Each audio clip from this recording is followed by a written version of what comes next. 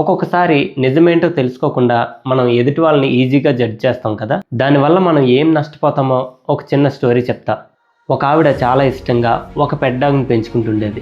ఆవిడ ఎక్కడికి వెళ్ళినా సరే మళ్ళీ తిరిగి వచ్చే వరకు కూడా తన బేబీని చాలా బాగా చూసుకునేది.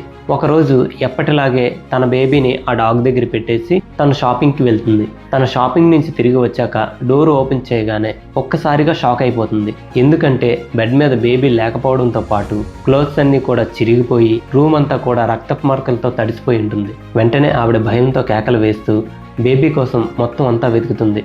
కానీ బేబీ ఎక్కడా కూడా కనిపించదు. సరిగ్గా అప్పుడే డాగ్ బెడ్ కింద నుంచి రక్తపు మరకలను నాకుతూ బయటకు వస్తుంది. వెంటనే ఆవేశంలో ఆ డాగే తన బేబీని చంపేసిందని అనుకుని పక్కనే ఉన్నటువంటి ఒక రాడ్ని తీసుకొని ఆ డాగ్ని చనిపోయే వరకు కొడుతుంది. అప్పుడే సడన్గా బేబీ ఏడుపు వినిపించి మంచానికి అటువైపుగా వెళ్ళి చూస్తే అక్కడ బేబీ క్షేమంగా ఉంటుంది. అలాగే పక్కనే ఒక పెద్ద పాము ముక్కలు ముక్కలుగా పడి ఉంటుంది.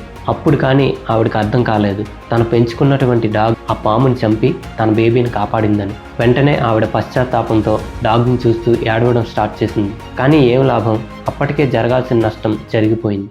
So moral of the story ఏంటంటే మనం ఎప్పుడూ కూడా సత్యాన్ని గ్రహించకుండా ఆవేశంలోనో కోపంలోనో ఎదుటి వారిని ఎప్పుడూ జడ్జ్ చేయకూడదు. ఎందుకంటే తర్వాత నిజం తెలుసుకొని మనం బాధపడినా సరే ఏమీ ప్రయోజనం ఉండదు కాబట్టి.